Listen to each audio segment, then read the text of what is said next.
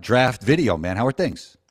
Thank you for having me. Things are great. I mean, always great to see a video pop off like that. And got a Yeah. what if now in the works. Old what if that we used to be my thing. We're bringing them back, so it's the perfect time jumping on. Okay. So you Uh, know what? At the end of the episode, I'm going to ask you because I asked you this before, so maybe it changed the biggest what if in NBA history. But right now, I mm, wanted to talk draft. yeah, I think it would be malpractice if a team does not take AJ DeBansa number one. Thoughts? I feel like it's fair. I feel like okay, so we've got a few different camps here. I guess one, Darren Peterson has I guess cooked. Like he had 61 points versus AJ in high school, but AJ had 50 or something. AJ also is averaging more assists per game than Darren Peterson. I feel like that goes underrated. Like AJ's a small forward slash wing combo. Darren Peterson is a guard. So we've got Darren Peterson averaging like 20. We've got the Kobe Bryant comparisons. I've seen Michael Jordan comparisons to Darren Peterson. The question with Darren Peterson is right now, Do like, you see the Michael Jordan, no, I'm Darren not. I Peterson mean, comp? I'm seeing a smooth jumper. I'm seeing him. I'm seeing like he plays very smooth. He's very in control. He's got the ability to score from all over the court. The pull up. I mean, his jumper again. Like it's just like that's the kind of jump shot I want to see. When we're talking about Mike, it's like the athleticism. Yes, Darren Peterson's very athletic, Yeah, but he's not Michael Jordan athletic. Come on. he's not even close. We're never seeing like he's not. Yeah, he's not jumping 44 inches. He's not posterizing guys. I don't know where that came from. The Kobe Bryant. I'm telling, but like that's what you see. You see Kobe, Anthony Edwards, and it's like, yeah, you're right. Like he's way more of just like a pure shooter. In high school, a lot of these guys in high school are just absolute monsters with their dunking and everything. But like, you don't see it in college. You don't see any of these guys, flying through the air like that. Like even AJ, love AJ. I do think AJ should go number one, but AJ's getting that Tracy McGrady comparison, and AJ's not as athletic as young T Mac was. Like young T Mac was flying dunk contest, also, but I think AJ just has a very advanced game. I think AJ also, when we look at AJ, like, okay, so when we have these prospects, first of all, what do you think about this? What happened to the high school hype? There used to be, like, I don't know, let's say like 6 years ago, maybe it's 8, like that 8 years to 5 years ago gap where legitimately, like, Nico Mannion. Do you remember Nico Mannion? Of Nico course, Mannion was redhead, yeah, redhead. yeah, exactly. You know Nico Mannion. Why do we know Nico Mannion? Because he was getting million views on his high school mixtapes. Now it's Right. like Darren Peterson is getting like 200K, like on his biggest games. Like it's like Cam Boozer versus AJ. It's getting like 300,000 views. What happened? Why? Uh, Why have we stopped caring? I think they love you, then they hate you, then they love you again. And I think that process started early for AJ.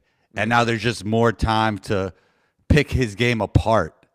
But I do think, like, if you don't think he's the number one pick, you're overthinking it. That's just my opinion. I mean, he's able to do it all seemingly already. He also, so about his dad with his dad's like militant work ethic. Because of you. Yeah. Yeah. Oh, nice. Yeah. So when I was looking into that, I kind of like softened it because I think it's a good thing, but it was kind of like Pistol Pete vibes, where Shouts to press. yeah, Yeah. Pete Maravich's dad was like Yeah. really just like pressing him to become the best player that he could be with some unorthodox. But like Press Maravich was doing things like, so Press Maravich did like Pete was playing middle school. High school basketball in 8th grade. Yeah, but he was playing middle school football. So he's playing middle school football and he was quarterback. And Press Maravich had the middle school. I don't know how he was able to do this. Maybe he was just like that guy. But Press Maravich had the middle school football coach not like let the line, like he would just purposely allow the other team to sack Pete as much as possible so that Pete would give up on football and just only focus on basketball. So Presmarovich was nuts. Yeah. It seems like AJ's dad is more just very militant, just a cop, just made it himself and really wants the best for his kids. I'll say it's interesting I didn't grow up in a household where I had to do 100 push-ups under the surveillance of a camera. So that's interesting, but it does seem like, it worked. Actually, Shaq's dad was like that, but it didn't fully stick. Well, yeah, I mean, you got the Marinovich story. Also, Pete had his problems, later in life, and it could have been partly because of that. But, yeah, I mean, Pete's one of the greatest to ever live and super underrated. So I think AJ has it all. Like, to your point, that work ethic. Then you got kind of the eye-popping athleticism. Then the analytics stuff is pretty good, and he keeps improving. Oh, the analytics stuff's so good. But, yeah, for the work ethic, to wrap that up, he has been doing 3 practices a day since middle school. And then like playing summer league games. And then he's also the NBA players guy. Like he's been in those pickup runs with like Kevin Durant, the Devin Bookers, and they're all like, okay, yeah, you're up next. We love you. You're amazing. Like LeBron has said, I've got my eyes on him. Pause maybe, but they all love him. And then when he was at BYU this summer, he enrolled early, and they had to ban him from the gym for a bit. He was coming in so often. They're like, you're going to burn yourself out before the season even begins. And like his dad forced him to go on a vacation where they were like away from a basketball because of how relentless his work ethic is. So then you add in that combined with the analytics are nuts for him because you say, okay, you go young T-Mac, you're a scorer. Like Darren Peterson's a scorer. Normally that means like maybe you're a bit inefficient, especially as a college freshman. And that's what we're working with from the scouting report. You're going, okay, he's got to clean up the shot selection, got to do those things. The only thing AJ really needs is to up his volume of 3-pointers at this point. I mean, right. He's not shooting terribly. He's shooting like 35, 36% from 3. And he's been improving there. That's really it, though. In terms of analytics, he's top 10 in the nation in PER, top 10 in the nation in win shares per 48 minutes, like top 10 in the nation in box score plus minus. He's an analytic megastar. If it wasn't for Cam Boozer, who's like first in the nation in every single possible analytic, then we'd be talking about a historic season, and AJ would be National Player of the Year. He's going to be runner up probably to Cam Boozer. So when you combine that though, like then you got Cam Boozer. And I really love Cam Boozer. I mean, the Darren Peterson stuff's so weird. Like when you have who's subbing himself? Is he subbing himself out, or is he subbed himself out? He subbed himself out, and then the last 2 games he hasn't looked like himself. Like people are saying like, okay, does he have some kind of injury that he's not talking about? Yeah, I mean that would make sense to not let an injury be known, but you're going to get the physicals anyway eventually. So yeah, you're going to get the physicals eventually, and then also everything's weird about it because now his work ethic, not his work ethic, his winning nature is being called into question. Yeah, well, you've compared him to Zion and Ben Simmons. I don't really think it'll go that way, but I purposely said, I said some people have said that. Okay, some people. Okay. But that's because, I mean, Jay Williams was talking about, and I don't, I want to stand on my own opinions. But my own opinion is still, I don't want to be overreactionary. Are you concerned about Darren Peterson's work ethic and love for the game? Mike Korzemba. I think we need to ask questions at this point. I don't think it's something you can just ignore. Because and that's not the reason why I have AJ ahead of him. I just think AJ should be ahead of everybody at this point. Yeah, I mean 6'9" too. Like the thing with AJ is like he's coming with no problems. Like this with the Darren Peterson, you're like, what's going on? I don't know what this is. I don't need to mess up the number 1 pick. Like it. Don't overthink it. Don't overthink it. Yeah. Why? And AJ's somehow been 3rd for so long on these things. This actually reminds me of the Anthony Edwards draft. Even though he was drafted number 1, everybody was kind of being very critical when it was quite obvious to me that he was the most generational player in that draft. I remember Ant trolled though as well. He was like, They were like questioning his feel for the game, and I'm a big feel for the game guy, but like yeah, this guy had the obvious talent. I remember at the gym one day I was just watching him, and he had like 35 and a half easy. You yeah, know? he's just. I know, yeah. Ant was fun, because Ant made some kind of comment like that he would go and play football. He's made like before the draft. And so I think he was just like trolling and just being funny and just It also shows his confidence because too he just feels like serious. he's the best at everything. It kind of shows like confidence is 100%. important, you know?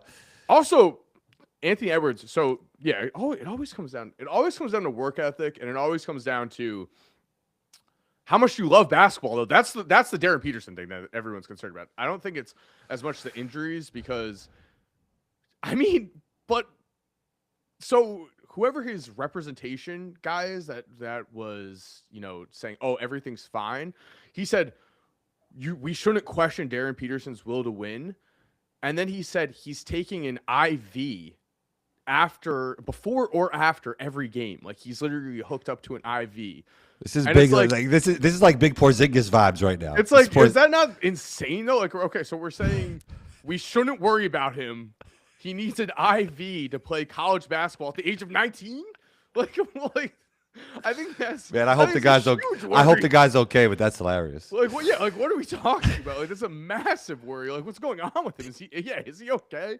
Like, maybe he loves basketball, maybe everything, but I mean, that is, yeah. I mean, AJ, he has the athleticism, he has the wingspan, he has the desire to win. I really love when he was a sophomore. So technically he was like a junior though, because it was the classic like he was in 8th grade twice. So he was in 8th grade twice because he sat back a year, and so then he was playing like with older. So it was like Marvin Bagley did that. Marvin Bagley was like the #1 recruit because he was also a year older than everyone. But then AJ then reclassified back into his normal class. So it's a little confusing. But so like like Cooper Flag like actually went a year up.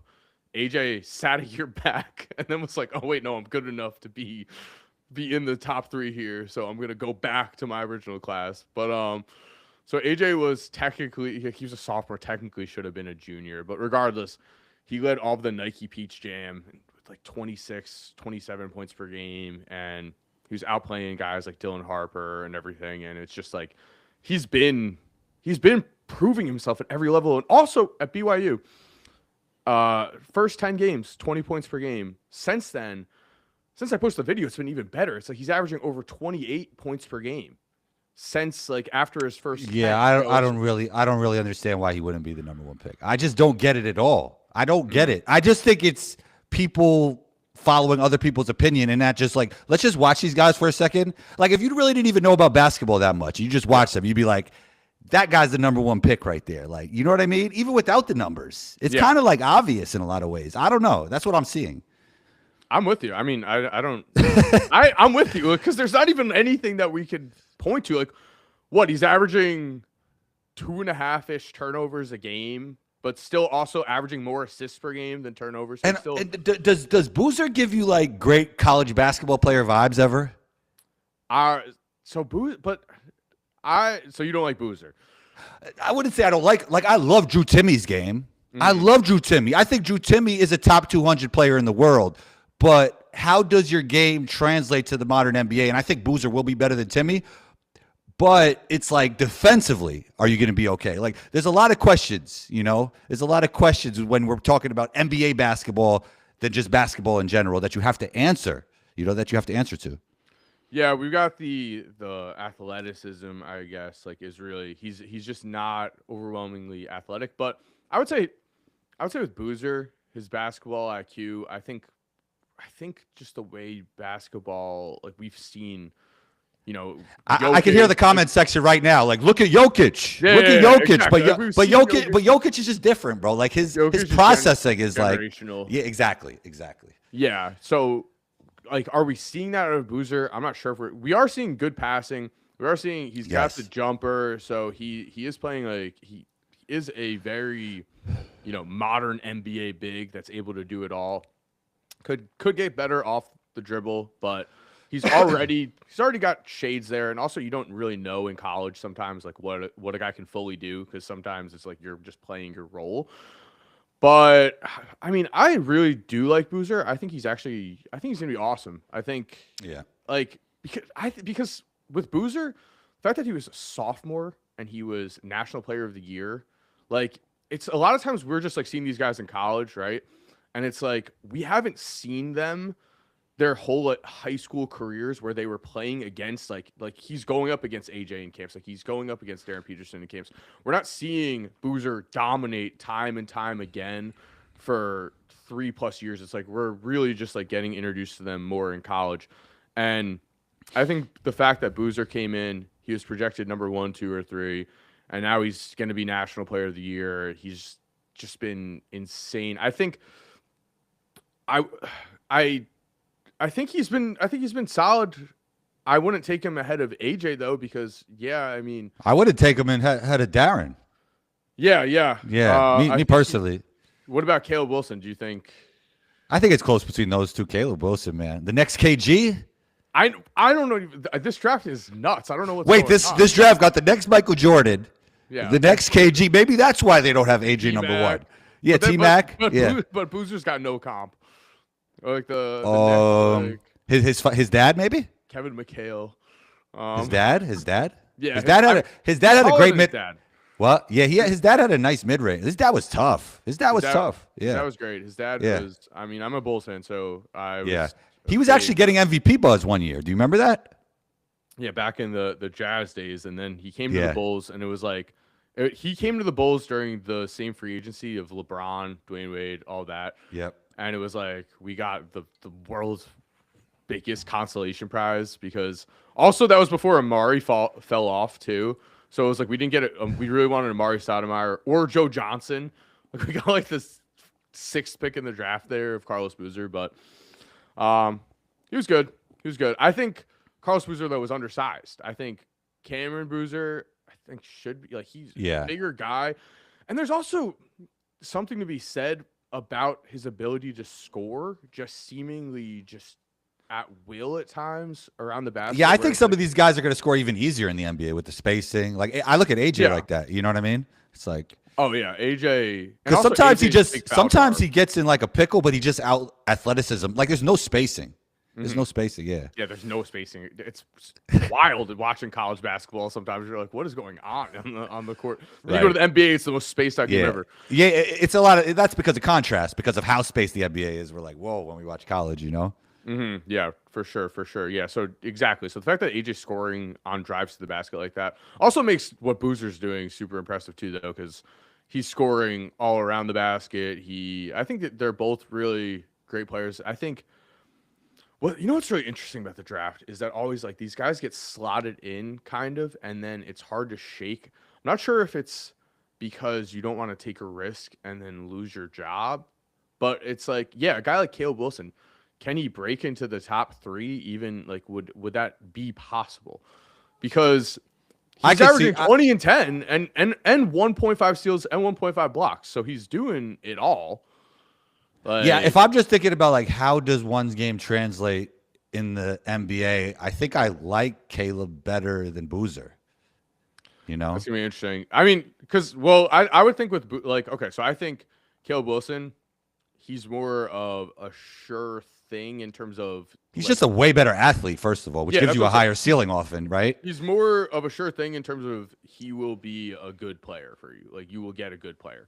Like good to great to you will get a starter level plus player. Like I think Boozer, it seems like lower floor, higher ceiling. Yeah, maybe, because it seems like it's either you're getting like a generational. I mean, that's the word's being thrown around way too often lately. We need like a word that's a little bit lower, but you're getting a star. I would say a star. It's actually not a bad way to look at it, because if there is one person that's generational here, it is AJ. You know, I keep going back to this, but that's what I'm thinking. I don't know. I mean, I love AJ. If he slips to 3, I don't know what's going on. I don't know. I mean, oh yeah. I mean, Darren Peterson though. What's wild is, so he checks himself out of that game, but then he had like 20 points at the half.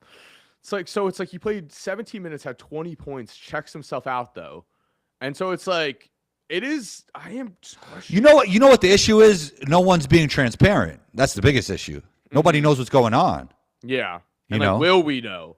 Will Yeah. they keep it under wraps the entire time? Yeah, you don't want to take in this draft. You can't take that risk. Right. It's right. almost like I don't know if he would slip past 3, but if right now if the season were to end today, I think the buzz would get too wild with it because it's so risky. Like you have AJ there, Boozer. I would say higher ceiling because if his game translates to the NBA in the way that you would hope, then he could be that 27 point per game big that is just dominating in the post, unstoppable. He's strong. He could score from anywhere. He's got a great touch. He's been proving it at multiple levels. I mean, you even look, not to throw shots at his brother, but if you look, like him and his brother came in, his brother was the number 18 guy or something, and his brother is averaging like 6 points per game.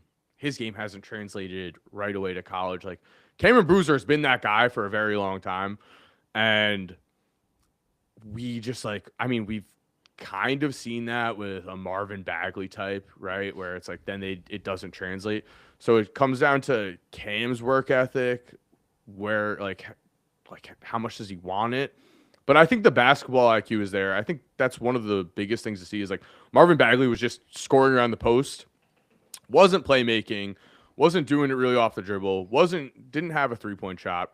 Cameron Boozer already has all of those things to his game, so it feels good. I will definitely say that like the players we're getting suddenly out of college, maybe it's just this class, but they're so polished compared to what they used to be. Yeah. Like we would get like a Michael Kidd Gilchrist, right? And it's like, oh, we hope he develops a jump shot, and he's a small forward. It's like now you would not possibly go top 10 if you did not have a 3-point shot as a small forward. Well, yeah, I mean, the players are more well-rounded now. The weaknesses are way less glaring. You just have to be just a better all-around player, Yeah. Yeah, in the modern. But I want to talk to you about Cooper Flag because you mentioned him. Where does his rookie season rank among the all-time greatest? So, I think like Larry Bird and Magic Johnson had some of the greatest rookie seasons. Tim Duncan, Michael Jordan, just in terms of incredible points per game. So, Coop isn't having anything that we would consider historic in that way, but we have to consider his age because it's like Jordan came, he was a junior at UNC. Magic, they came out of college. Larry Bird, same thing. So Cooper is having one of the better rookie seasons we've seen from a guy at his age and in this post no high school player era of being drafted. I think he is having one of those. The most important thing is that he's improving as time goes along, but also he's showing that he can be the main guy on a team essentially right away. Like he's right off the bat, we're seeing these 30, 40-point games. It's not every night. It's been happening more recently. He's very comfortable with the ball in his hands. We had the Jason Kidd point guard experiment against Wemby, and like that first game against Wemby was as rough as possible. Like it was like we were watching. If you just only watched that one game, you'd be like, man, this guy might be an absolute bust. Like, well, the crazy thing is that happened to Wemby in Summer League, first game in Summer League. And people like really like, oh, it's over. Like, yeah, exactly. Yeah, but Coop didn't score in the first half. I think he ended with 10 points, but it's like it was really bad. And Wemby had 40 or something, and it was and like Wemby just was on full display in that game.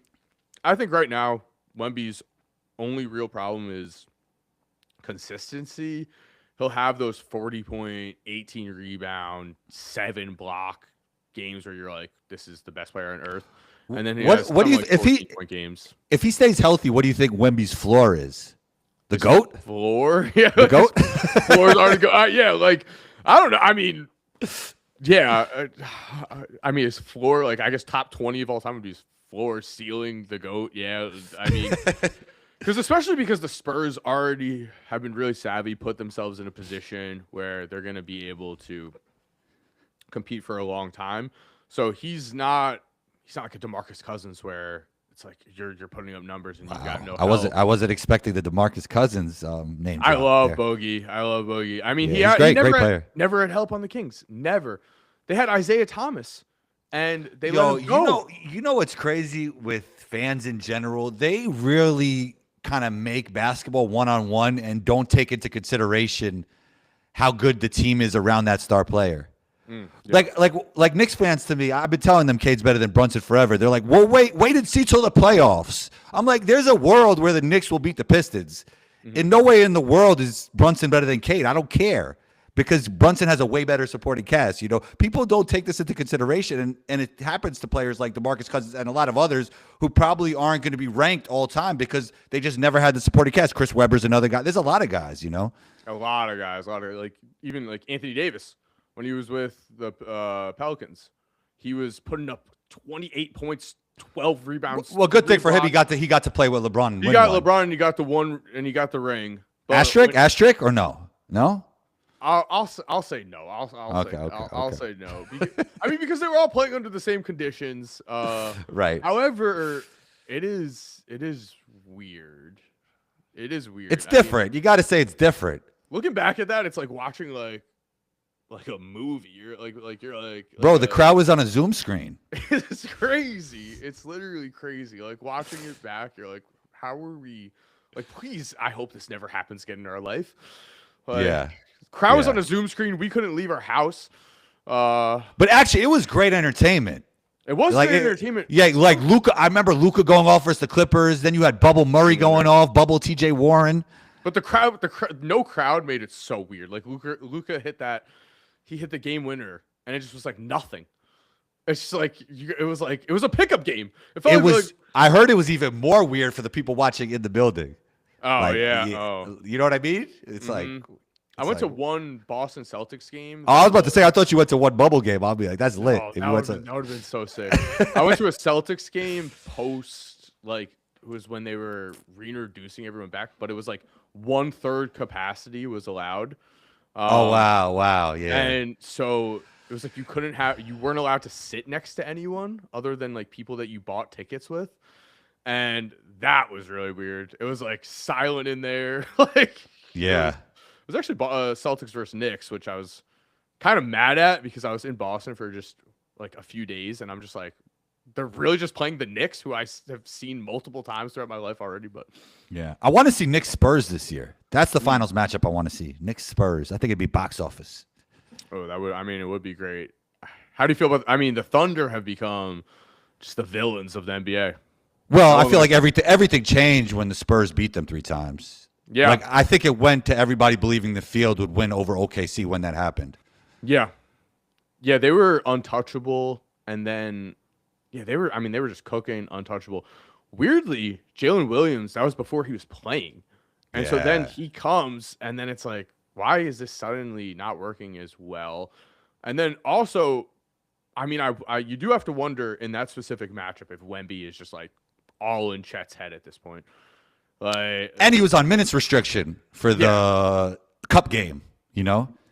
But Wemby has targeted Chet as... Yeah, you did a video on that. Mm-hmm. Yep. Appreciate watching. Yeah, come on, man. I'm tuned in, man. My man. I watch all the good stuff. Appreciate that. Yeah. So Wemby versus Chet. I mean, there was the report that Wemby was very angry that Chet has a ring. Chet with his ring. I think it's gotten a little underappreciated. How 100%. Well, you know, how much he reps it though. Like he's like sitting next to Paolo. In a commercial, and he's like, I forget what he's been calling himself, but he has a nickname for himself, even with he's like Championship Chet sitting down, because that's what he can hang his hat on over Wemby, you know. But I think Chet doesn't get enough credit, and we might be looking at him as the unicorn if it wasn't for Wemby, you know. Oh, I agree. Yeah, so I agree. I mean, the defensive stats are there. He's great. I was always a Chet over Paulo guy since the draft. Me personally, I used to argue with people about this. Yeah, I agree. And then he had a freak injury too. It was a freak Yes. off-season injury. So which though is cool because then it created the Wemby versus Chet rivalry even more for us. Though it actually ended up being a little bit beneficial for the NBA. But yeah, I mean, Chet is the like perfect modern big man that you'd want. You could put him on any single team. He'd be helping you at a high level. 100%. Like, and we saw him in the finals. He performed.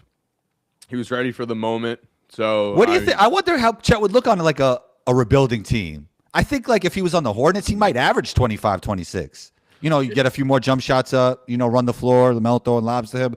I think he could actually put up some nice numbers on like a worse team, but obviously he's a champion, which is even better. But you know what I mean? I think his upside's there. I think especially like we've talked about with the systems that you're in, it's just like whoever you're playing with is going to dictate a lot. So when you're playing with Shea and he's taking so many shots, and then you got Jalen, and you got just all of the shooters around and everyone, it's like that's not his role. Hardenstein even gets a good amount of touches, so it's like it's not Chet's role. Chet just plays within himself, plays winning basketball. I think that's one of the biggest pluses of Chet's game, though, is that he's always been playing winning basketball. Yes, Even yes. and he went to Gonzaga too, which was I thought really cool because I mean they didn't end up winning the championship, but he was supposed to be like potentially missing piece there. Unfortunate loss for them, but Him and Timmy were a fun combo. yeah, exactly. But so he Yeah, yeah. went with Timmy there, and it was like, that means that you're not going to go in and be the guy that's averaging like 25 a game. And it shows a lot about his personality because when you're making that college choice, it's like, okay, you could make the choice of like Michael Beasley, like back in the day, like Kansas State, Shouts like, to Michael Beasley. Michael yeah. Beasley actually might be more famous than 80% of NBA players right now. He's just going on Vibes? He's going. Yo, did you see the clip where like when I'm sad, I'm in the gym. When I'm mad, Yeah. I'm in the gym. When I'm happy, I'm in the gym. That's how I feel, bro. Shouts to Michael Beasley, man. Why wasn't he in the gym during his career? I think he was. Yeah. You know what's crazy? Like people that have coached him that I know, like they love him. Everybody loves Michael Beasley. Like I don't know what I don't know why. I guess it's a system thing. Like where does Michael Beasley fit in an NBA system? I think that's really it, more than like the work ethic thing. He could have been the system though. Like, you know what I mean? That's another he topic. had that upper end talent, and we're watching him now just destroy Lance Stevenson in 1-on-1. Just be like, I'm just like no. That guy is so strong and skillful. Oh it's nasty. Yeah.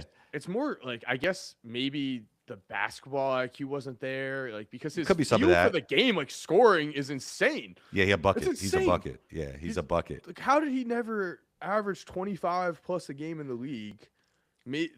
It's very confusing. You know what else I think? I think he's a guy who he's doing really well right now, but I think like his mental, like I think he's battled some demons in his life, and so I think like it's not just always as simple to him as just getting up and just going to work and just being like the best version of himself in that way. I think it's like been harder. I think he's probably been like had Dennis Rodman vibes. What I get out of his mentality, where it's like he's had his head is just like it's harder for him. So and I've post this current era of Michael Beasley where he's made a great comeback and people are loving him again. Like he did have a few years where I remember he was talking and he had this mentor that was talking for him about like being his best self and everything. It was a little like I don't want to say it felt cult. It did feel a little weirdly cultish, like he was like talking to a cult leader, but it was more just like he had this like more like older male presence in his life that was helping him be the best version of himself. This reminds me of like wrestling or something, where it's some like dark storyline. Dark storyline with a manager that talks for you or something. If I pulled up the interview, you would understand what I meant immediately. You'd be like, "Oh, okay, yeah, this was like, this was wholesome in what they're saying, but a little weird in that like Michael Beasley has like a guy that he seemingly is relying on to like as a mentor randomly here, but yeah." I guess it's all worked. Michael Beasley's is a huge underrated what if of what could have been if he had I guess a different mindset, because at Kansas State he was nuts. And that was following Kevin Durant too. It was like Kevin Durant and Michael Beasley, and it was like, are we about to see this like generational. I can't just get generational out of here. We're about to see this Great player. all-time scoring There you battle go. between Kevin Durant and Michael Beasley, and instead he got traded, after his rookie season, and that kind of maybe ruined him right away. What's the definition of a generational player? Since we throw it around too much these days. We are throwing away too much, because generational should be like you are once in a generation. That should be technically going through. It should be Bill Russell / Wilt, Kareem. Well, Michael Jordan, Steph, right? Yeah. So even LeBron, even already. Wemby. Yeah, exactly. That's what. I was going all the way back. So I was going Bill. So what's the hard cutoff though? Like, who's the guy that's right there but's not generational? KD? He got to be generational, right? Yeah, exactly. So how many guys do we do? I mean, or do we allow 3 generational? Because I guess like the guys like who are right under there but aren't there are like kind of like a James Harden, like a Russell Westbrook, right? Yeah. That's probably like the I actually line. saw a lot of people have Kawhi as the 4th guy of this, which Nah. I think there's an interesting conversation in terms of, because the injuries have really ruined him recently. I also think generational should mean you were undeniable from the beginning. Like when I think of, well, Michael Jordan actually wasn't, so that's interesting, right? Well, Jordan was just getting underrated. Like right, like a lot of the generational players don't. Like Wemby wasn't underrated. Like Kareem Abdul-Jabbar wasn't underrated. Wilt wasn't underrated. LeBron wasn't underrated. You know? Michael Jordan, I think, was also though just pure nonsense. Like it was just back in the day where I guess they weren't like the scouting. I don't know what they were doing, but he led the gold medal team to the 84 was crazy. Yeah, 84. Yeah, 84. Yeah. I mean, huge, I guess, Michael Jordan fun fact if we think about it. He was the last college player to win a gold medal, and then he was on the dream team that won it right after. So he was the last guy, and then there's the gap and him. But back then, Bob Knight was basically saying he could walk on water. Like Bob Knight is one of the most respected Hall of Fame coaches of all time, and he's like calling the Portland Trailblazers general manager, who I remember his name, Stu Inman, because I remember this story so well. He's calling him, and he's like, "You gotta draft Michael Jordan. This is insane. You have to draft him." And then, infamously, Stu Inman was like, "Oh, we're looking at a big man. We're looking at Bowie." And then Bob Knight screamed into the phone, "Then play Jordan at center."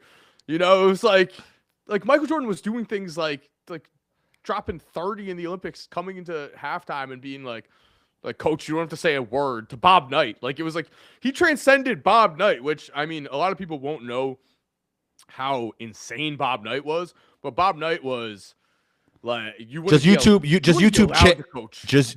Chair and Bobby Knight. You'll figure it out. I mean, you know what's funny about that? I actually randomly saw that recently. I think it popped up, and it was like that happened 4 minutes into the game.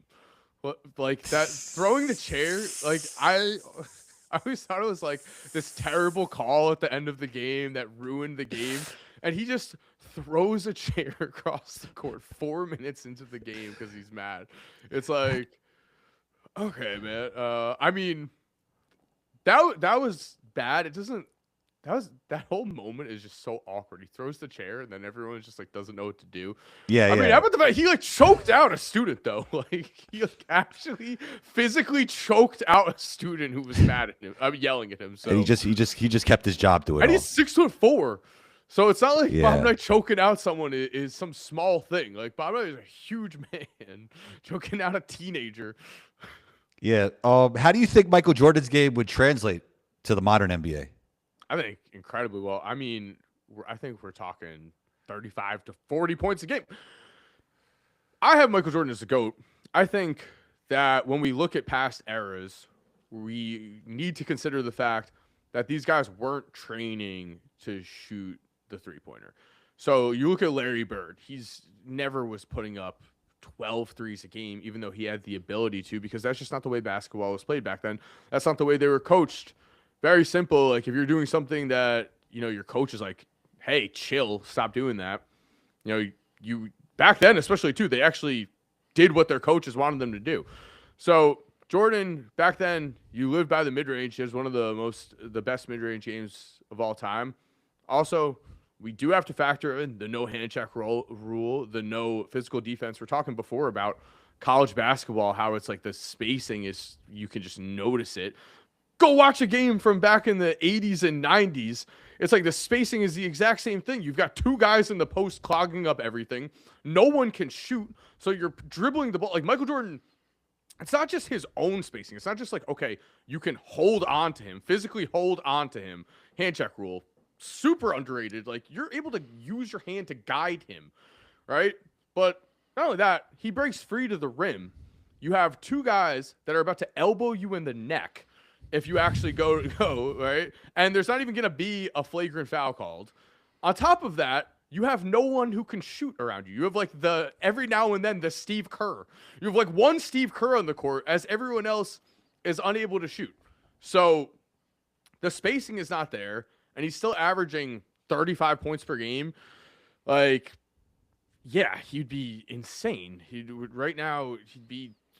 I don't think we could comprehend how good he'd be. I mean, I would think his game would probably be more well-rounded, but in this current era, I don't think averaging 40 a game would be nuts.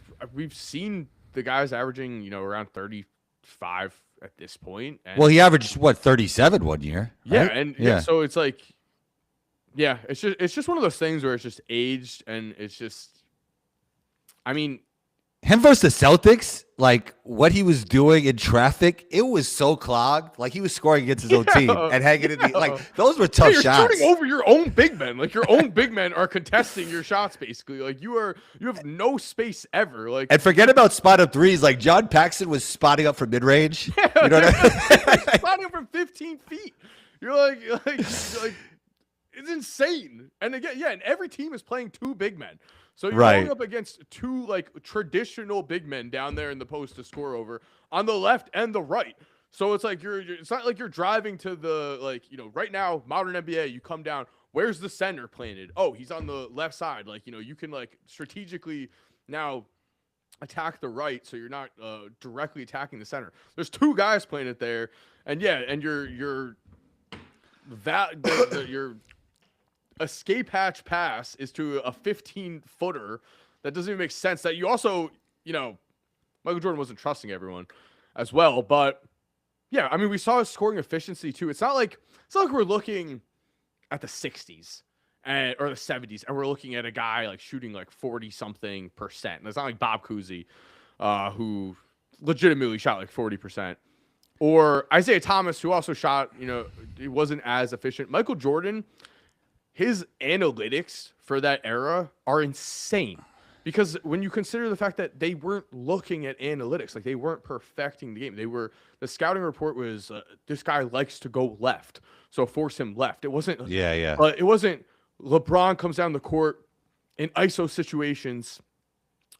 When he calls for a pick and roll on the right side, he then rejects the screen 37% of the time, and then dribbles with his left hand, one move to the basket. Like, that's how advanced these scouting reports are now. Michael Jordan would have taken advantage of everything, too. Like, we know that he is the GOAT competitor and that he was always willing to improve his game. So, I mean, I think we'd just be, like, watching this insane... Because I think he would get the three-point shot, too. I know that's not a guaranteed. I mean, he hit six of them and a half against Portland. Remember that? Yeah, did the shrug, Sorry, yeah. Clyde. I mean, look, shouts to the generation that didn't get to see Michael Jordan play, live. Not to age myself too much, but how do you feel about the videos that are like they show a modern NBA player, and they do a crazy move or something, they get like a reverse in, or they switch hands, and then they say like NBA players are doing what Michael Jordan did every play. Like, they said they would have called this the shot that stopped time. Yeah. How do you feel about when you see, because you can't just really isolate highlights and then talk about like who's the better player, right? Yeah, I mean, I think it's just what ends up happening. I mean, what is hard about basketball, to be fair, is that it's so different. Like, we're watching a game where it's suddenly everyone is shooting threes, the space, like everyone is analytically sound. Like, you cannot win unless you are following specific principles. So Yeah. I Yeah. mean, it makes the conversations weird because then you take the 72 win Bulls and you're like, well, how would they fare in the modern era when they can't shoot? Like, and it's like, okay, realistically, they'd have a very difficult time. But I think Michael Jordan's 100% getting disrespected. People don't understand. Like, they just don't, they're not getting it. Like, they don't take into account. They're only going like, oh, like, played against plumbers, this, that. It's like, here's other things. Well, the plumber generation keeps coming closer. And Yeah, closer it keeps this going. way. Yeah. Like at first it was the '60s. Now, Now to like the 2010s are going to be like plumbers. Allen soon. Iverson's going to be called a plumber soon. Yeah, but also like we could do the reverse argument. The reverse argument would be these guys were actually playing for a paycheck. Like there wasn't any guy that was getting paid $20 million, averaging 12 points a game as a role player. So well, with the lifestyle of some NBA players now, they might still be playing for a they're paycheck. still playing. They're still, they're still, they got. I mean, shouts to Floyd. He's about to come back to boxing. I don't know what his financial situation is, but I mean, he's coming back to boxing. I don't know. I don't know what's going on. It's tough. It's tough when Yeah. they scale their lives up. Yeah. Shout out to Allen Iverson for realizing that in himself, and then like he stashed away a few million or whatever for when he gets it when he's 50.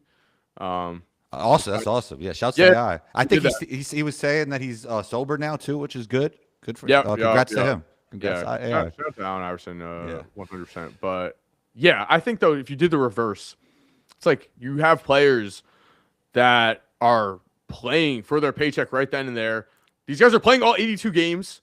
We're not having any of this modern like you were the guy since middle school. And everyone loved you. Like you were grinding to get here, and now you're like you have to be competitively locked in every single game, or you're going to not get a contract, or you're not going to be playing. So there's a whole different mentality that was going on back then. Are the guys more skilled now? Absolutely. More skilled, more athletic, but the feel for the game is probably down a little bit. That's not what I always say. Yeah, and like again, like the competitiveness, like I would. Yeah, that's true too. I think just on a day-to-day basis, night-to-night basis, like there was no taking any games off. Is Michael Jordan more athletic than Anthony Edwards? Yeah, I think Jordan, like, his vertical leap was measured like 44 plus inches to, and I think his first step might have been even quicker than Ant's too. Yeah. His first step was crazy. It is just hard to tell because like we're not watching Michael Jordan run down the court in this spaced out era. We're watching him like it's like back then it's like a hockey game. Like you're dribbling into the court, and like if you're watching a normal game, not just highlights, like you are watching someone bail down the court and like be running into like 4 different bodies at once and like finishing over like multiple guys. But because of the evolution of the game, Anthony Edwards might be more skillful when it comes to options as an offensive player. But that's like the evolution of basketball, Yeah, that's where the question gets like where it's like, okay, if you were to take Michael Jordan in a time machine and just drop him in the game now, and he couldn't shoot like he could, and people are just like going way back on him, then yeah, it's going to be more difficult. He'll find a way to make it work how he can, but then you have Anthony Edwards who has the athleticism, who's averaging 30 points per game in the modern NBA, and is able to shoot around high levels for 3 on an extremely high volume. It's like, yeah, if you put Anthony Edwards right now in that, like in the 90s, I would think Anthony Edwards is scoring 35 plus because I think a lot of guys would be. What would happen if you put Peyton Pritchard in the 90s? Like, and he's just cash from 3. Like he would be Steph Curry. Like no one would know what to do though. Like you'd have a guy who would be capable of making 8 threes a game. Well, he also just has the information that it's good to shoot more threes. Yeah, exactly. Yeah. But also he's practiced to the point where he's making like 40+% from. Well, shouts to my guy who I do a regular podcast with, Dana Barros. I mean, he was shooting 40% on like 6 threes a game back then. Yeah, exactly. Yeah, and that's if he was playing Yeah, yeah. If he was playing now, he'd probably shoot 15 of them, and Yeah. average, who knows, 25, 30? Who knows? And then he gets paid so much more. Yeah. Unfortunate for those guys. Yeah, 100%. Top 3 NBA players of all time. Jordan, LeBron, 1, 2. I guess like the default is just Kareem. I don't know. Better than Larry Bird? So here's my thing with Larry Bird and Magic Johnson is that when you have, I think Kareem, it's tough. It is tough. You know what I'll say? Because a lot of Kareem's dominance came pre-merger, right? So that gets underrated. Like his MVPs and like the titles, like we have like, those Bucks days. It was like pre-merger. More plumbers pre-merger, more plumbers. Oh yeah. When the merger happened, I was surprised to find this out. When the merger happened, the very first NBA All-Star game post-merger, half of the players were from the ABA. So the ABA had half of the NBA All-Stars just playing in their league. So that is not something small to say. Like imagine right now you took away half of the All-Star talent out of the league and like half. That reminds me of like the NWO with WWE, Yeah, exactly. Yeah. So that kind of makes Kareem's case a little lesser. I think Larry Bird, here's the thing with Larry and Magic though. I think either of them had the chance. I believe when Magic retired, I believe the public perception was he may have been the best guy ever before Jordan. But like I think it was still like Wilt was still close enough where it's like he was mythical. And the numbers when you average 50, that's mythical. It's when Wilt, that's generational. That's generational. Yeah, legit. That's actually generational. Yeah, among his peers, when they did, and then not to cut you off, and he led the league in assists one year just because he felt like it. Wilt. Yeah. Also, yeah. That was nuts. That was that goes both ways. I'm like, I grew up reading Bill Simmons, and so my perception on that stat is all warped because Bill Simmons is, of course, he's definitely a Will Chamberlain. Guy. Yeah, he's definitely a Will Chamberlain. He's such a Will Chamberlain hater. So he would be but I would love to see the tapes because he said that Wilt was purposely like had a wide open layup and would just turn around and pass to his teammate for a jump shot because he wanted the assist instead. But that also shows how great you are. It's pretty. If he was costing his team wins, then that's insane. But that would be hilarious. Like imagine we're watching right now a guy, he's wide open for layup and he's trying to lead the league in assists and instead just dishing it off. I think there's probably more examples of that we even know. Like some of the assist guys. Ooh, especially with the gambling era. That's a whole other topic for another day. Yeah. What's the biggest what if in NBA history? So final answer in the 3. I guess. Well, I thought you said Kareem.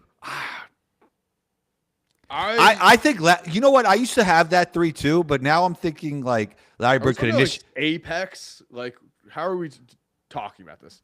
That's what makes it fun, That is Apex is what makes it more fun. Like, Larry Bird's peak was top 3 to me. Yeah, he won 3 MVPs in a row. Like, yeah. There's certainly a case Larry Bird is number 3 overall. A lot of people would be angry at that. So my 3 is Michael Jordan, LeBron James, Larry Bird. I won't argue with it. I think the 3rd spot is the one that's just completely up for grabs. And like Kareem's kind of a cop-out answer. It's not a fun answer. I'm jumping on Larry Bird with you. Let's go. Let's just Larry Bird. Also, Larry's been getting love lately. We're talking about the Michael Jordan, like the moment that stopped time shot. I've been seeing a lot of Larry Bird highlights. With him just doing some crazy dunks and everything, and people. And you did a trash talk video. Like his trash talk was legendary. Yeah. Oh yeah, he was. We need a guy like that. We need trash talk stories like that. Yeah. The infamous on Christmas Day, Chuck Person, when he goes before the game, "Hey Chuck, I've got a present for you," and then in the middle of the game shoots a 3 right in Chuck Person's face, drains it, and he goes, "Merry effing Christmas." It's like amazing. Yeah, amazing. He used to call out what he would do. And he played an entire game left-handed. Yeah, he dropped 27 that game. Yep. You just played a game left-handed. Imagine being that good that you're just like, I'm just gonna play this game left-handed. We solidified it here. Larry Bird's the third greatest player in NBA history. There you go. I mean, if you look at the numbers, I think people would actually be shocked if they looked at the numbers because Well, he was close to like 30, 10, and 10 at one point, right? He was pretty close.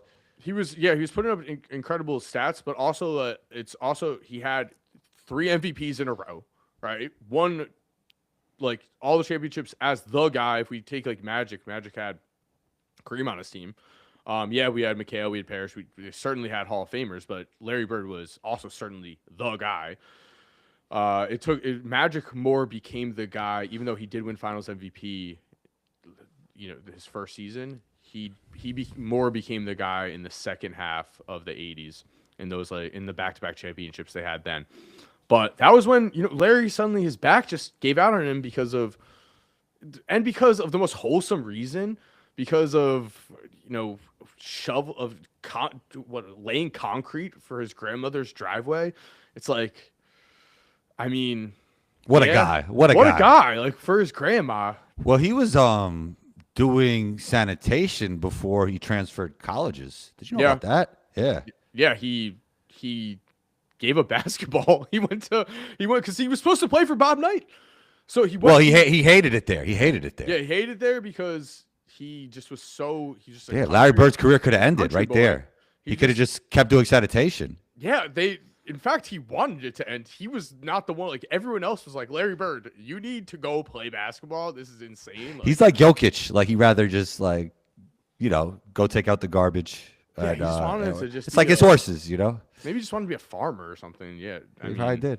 And they were just like, nah, you've got to go drop 30 on Magic Johnson's head. Why do you think Kobe's ranking is so polarizing? I don't know. People, that's it. Everything always comes in waves. It's like yes. So at first it's like, okay, Kobe, we love him, and then it's like then he starts to get backlash. Then he passes away, so then the love becomes tremendously high, and now we're just in the reverse wave of like, okay, like now it's nitpick him, but end of the day, I mean, analytics community is definitely like, they're doing. Yeah, they don't love him. They don't love him, but like, it's the same thing as baseball, where until analytics were such a part of the game, it's really hard to judge on that. Like people just throw that out of the window as if. It's like analytics back then weren't great. That's why Jokic right now is setting the record for PER every season. It's like we know what optimal basketball is now. It's like the movie Moneyball with baseball, but being played out in real life. And so Kobe, at the end of the day, though, won championships. It's weird. You get a Kawhi. Yeah, him, and it's like, oh, he won a championship. So some people will rank him, ahead of James Harden, and they'll discount James Harden's 30-point per game seasons because they'll be like, what, Kawhi was the guy that won a championship, and he won 2 Finals MVPs, and so it's and I actually think Kawhi. Side note, that's a good one. Actually, that's a good one. James Harden or Kawhi? That's a tough question. Because I think in 10 years, I think the answer will be undoubtedly Kawhi. Now I'm not saying that's my answer, unless the Cavs win this year. That's true. It's true. It's true. Yeah. Or next year when LeBron goes there. True. But I think Kawhi's career is in a weird place where when he retires, it will age and like people will appreciate him more. It's just like right now he's just been injured. He was the face of sitting out of games, but we'll suddenly remember like, oh yeah, he was 2014 Finals MVP. Oh yeah, he did finish second in MVP voting at least twice. He was 2019 Finals MVP leading Toronto, so that matters a lot. So, yeah, with Kobe, I don't know why that gets discounted because you have Kobe, he has 2 separate eras where he was – it's not like with Shaq, like the first season with Shaq, yeah, he averaged, I think, 21. It's like the next season he was averaging like 27 a game. So, like, young Kobe was phenomenal. Playing with Shaq. Shaq doesn't win those. It's not like Shaq carried this team. That should be like they absolutely needed. Well, it was always debate who was the best player on those teams, right? It was always a debate. Yeah. And then Kobe though goes on to have the better post career over Shaq. Well, that was a lot to do with the work ethic, right? Like taking care of himself. Yeah. But also, let's think of those Lakers teams. they were not overpowered. Like Pau Gasol is a solid all-star level guy for sure. Andrew Bynum was good. Like he was a good player. Lamar like, Odom, great role player. Like Lamar Odom, 6-man of the year candidate. Like they had a good core. They were not the current Thunder. They were not like this team that had like this incredible cast around them. You could certainly argue the Celtics with multiple Hall of Famers had possibly even a better team, and then Kobe was just the clearly defining generational player of that era with him and Tim Duncan. It's like him and Tim Duncan in the 2010s. But yeah, I mean, and I would say the same thing with Duncan. It's like, okay, Tony Parker and Manu are incredible players, but they also were not like a Manu might average like 27 if you give him the keys in this era. Manu Ginobili, if he wasn't playing 6-man and everything, I mean, and today, like with the way they play, with the information he would have, like he was tough, man. He was filthy. Yeah. Yeah. I mean, he's led Argentina to a gold medal. Yeah. Super underrated. Shouts to House of Highlights. I was like, that's James Harden with a killer instinct or with a clutch gene. Yeah, man. Man was filthy. But yeah. Why does Kobe get hate? I guess just because it comes in waves. I don't know. And the analytics community, they look at the negatives of him. But oh man, I've been shouts to my guy Coach Nick. He's killing me with like the Cade stuff because he's like he cannot be an MVP if his at the rim finishing is not good. I'm like, how about the results, Coach Nick? How about the results? Like he's the best player on the best team, and he's doing it with less of a supporting cast. Like that's my thing. Like analytics, awesome, but we have to just kind of like look at what's going on too. We don't want to hyper focus on anything. It's like, what's the most important stat? It's win. Like I won. And then also doing it with it like his second best guy. Jalen Durant got a lot better, but last year was like Malik Beasley the way he was. You know what I mean? It's like Jalen Brunson has Mikal, OG, Cat. Like Kate doesn't have that, and he's just doing more. Yeah, and they also didn't have any winners. Like he created a winning culture himself, that's like a true superstar. Love Kate. Yeah. I mean, they got Tobias Harris over there. Yeah, Tobias Harris. Last thing, what's the biggest what if in NBA history? Biggest what if? I think so. Okay. Okay. What did I answer? I'm gonna change it. Okay. Biggest what if in NBA history? I'm gonna throw a curveball here. What if Derrick Rose never got injured? What if he was healthy for his entire career? Because there's never been a player. So we had a Greg Oden, right? Where we're like, okay, he could be generational, but he could be the big man of a generation, the all-time big man. But we never saw it in action for a long time. We saw a guy like Brandon Roy play at an all-star level, be very good, and never quite get there. We saw Tracy McGrady. His back gave out on him towards the end of his career. Not towards the end, but towards his second half of his 20s. So, like, his career wasn't extended. But we did get to see prime T-Mac. We did get to see what he was doing. T-Mac might be a secondary guy here. Derrick Rose, to have a guy win MVP in the third season of his career and then just suddenly go down with injuries and never be the same player again. He was undoubtedly better than Russell Westbrook. Like, it wasn't a conversation. There was no conversation. If you picked 100 fans at the time, it would be 100 people would have chose Derrick Rose. Derrick Rose led the Bulls points per game, assists per game. He was on a Chicago team known as a defensive, menace. Derrick Rose was the offensive guy that got them the number one seed in the East over the Miami Heat with LeBron and Wade.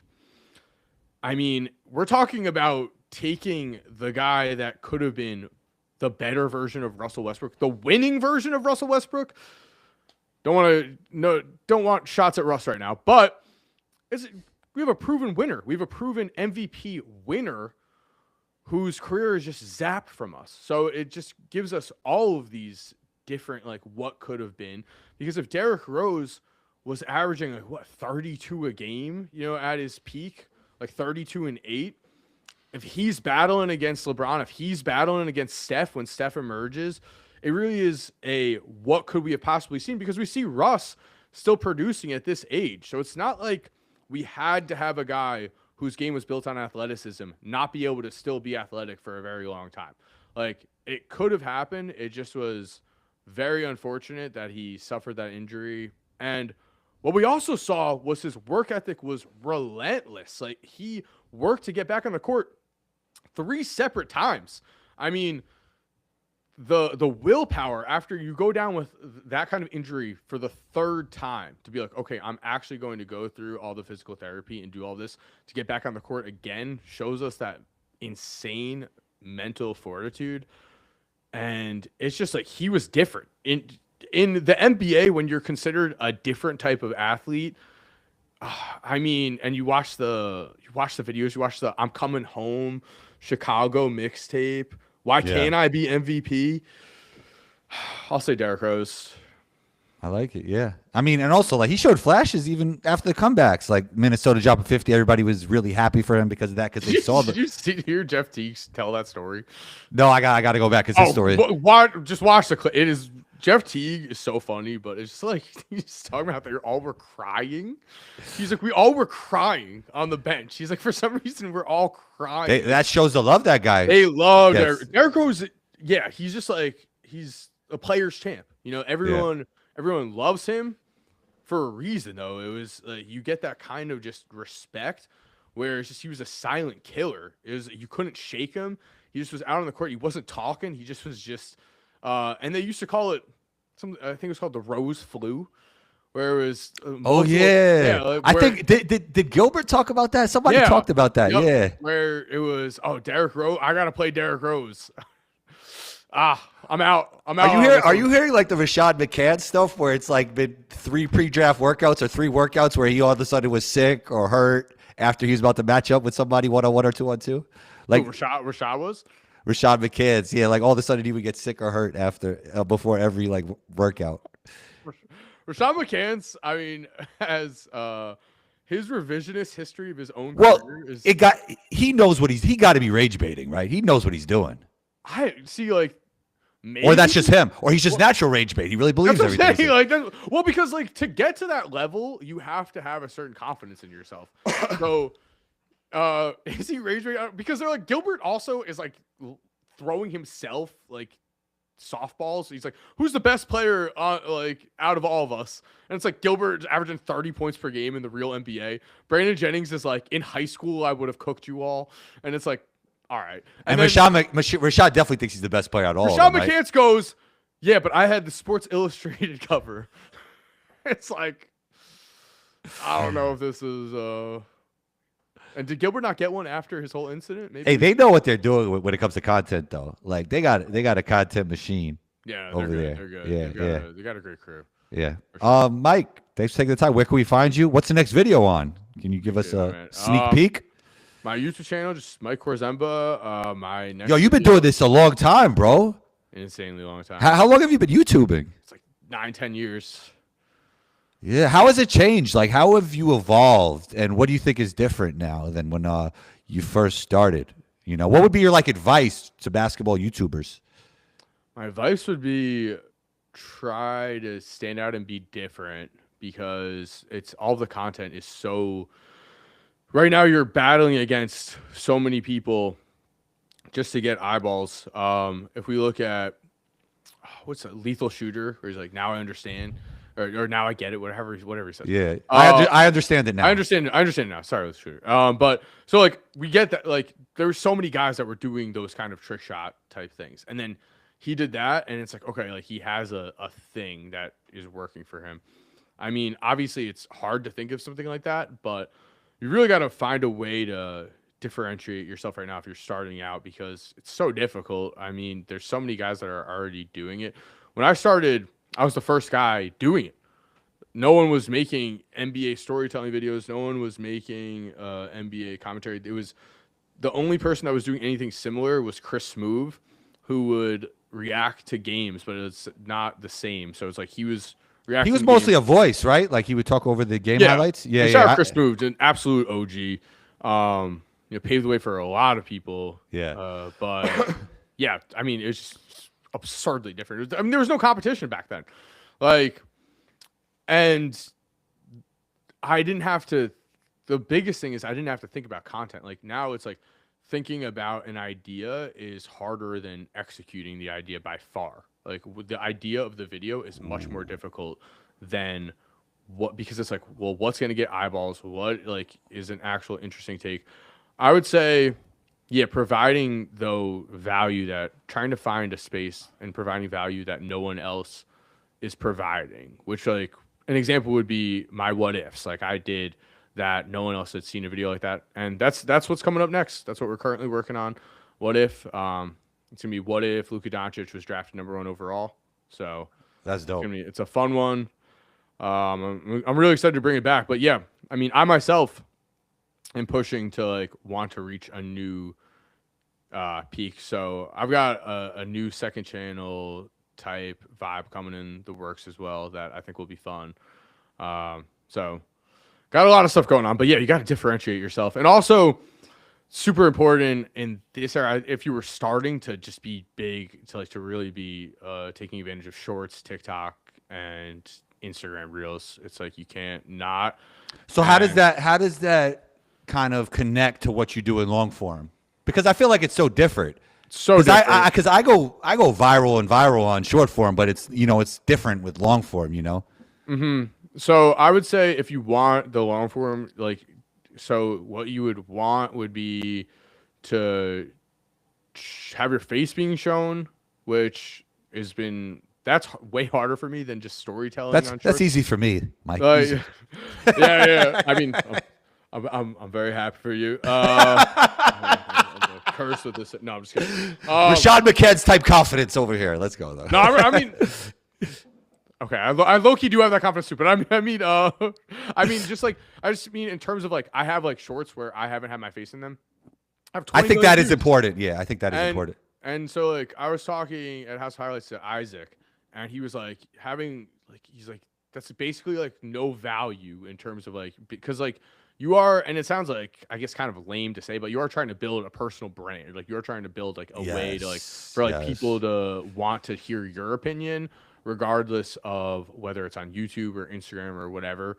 So yeah, it's like connecting your face to everything. But I would say if you are trying to make the long form like adjustment as well, I think you want to have someone watch your short form content and to walk away being like, oh, I want to watch more of that like in a longer setting.